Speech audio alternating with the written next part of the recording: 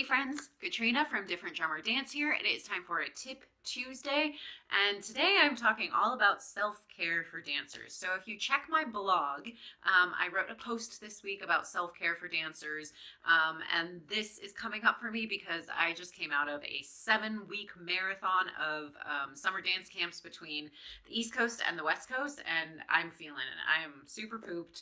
And I think for a lot of us, especially who grew up with a dance discipline, we have it ingrained in us that it's go, go, go, that it's train, that there's stuff to do, that we really have to earn our rest. And I'm sure that's true for other creative disciplines as well. I'm just speaking from like a dance perspective here. So when we grow up, and if we are dance teachers or whatever profession we're into, I know that I find it really hard to let myself have a rest, to give myself permission to take a day off or to have a nap or even just to have an off day if my energy is just low. So I'm grasping with that as I come off of this 7-week marathon.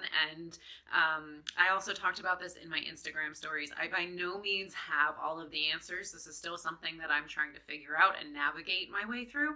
And I think this is also something that is going to be individual and unique to what kind of person you are, what kind of work you're in, what your schedule is like, if you have family, all that kind of stuff. But today I'm going to share 4 things that I find really helpful for self-care for myself. So the first one is probably obvious, but not so obvious.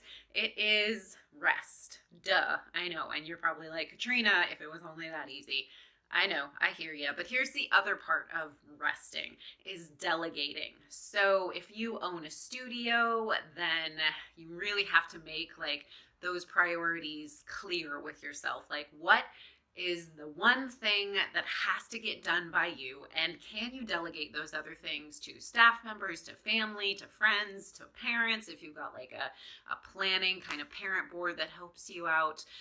So get really specific and really honest. Do you really have to post that picture on social media, or can it wait? Because think about it this way: if you don't delegate and really prioritize the things that maybe would take you a couple extra days, if you just put them off so you could have a day off, might end up taking weeks or months if you get sick or something happens when we're tired, our energy is low. We need to make rest a priority. So number 1 is rest and delegate. Number 2 is put the screen away, which is ironic as I'm talking into a screen right now.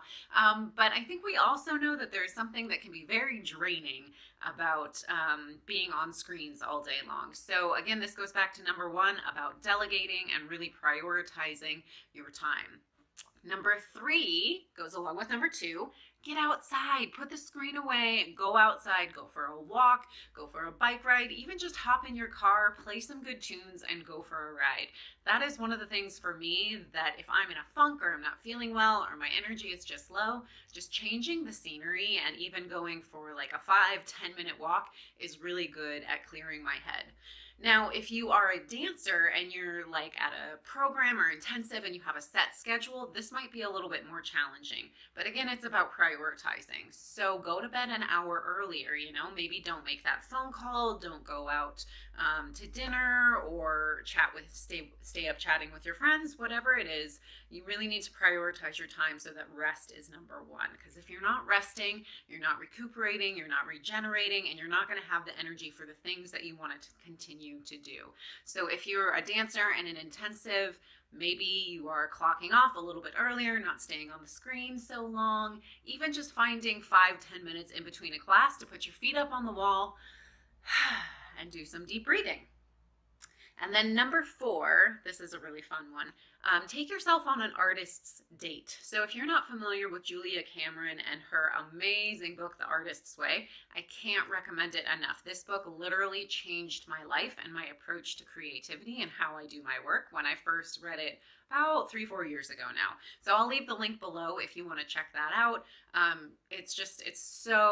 It's chock full of really good tools and tips for artists and creatives to tap into that best part of your creative self and kind of push through all the other noise and everything. So an artist date is basically where you're having a one-on-one date with yourself, Ooh la la. And you're doing something creative. So it could be going for a walk, going for a bike ride, going to a museum or a farmer's market. It's one of those things, activities that just kind of lights you up. And it can be very childlike as well. And that is just a great tool for resting, rejuvenating, and kind of tapping back into that energy and creativity. So check out more details on this subject over on my blog. I will also leave the link for that below. And then I would love to hear from you. Is there anything that I missed? Anything that works for you as far as self-care that you think is really helpful? I would love to know what your ideas and opinions are. Stay strong, dance teachers. Get some rest. Take good care of you, and I'll see you next time. Bye.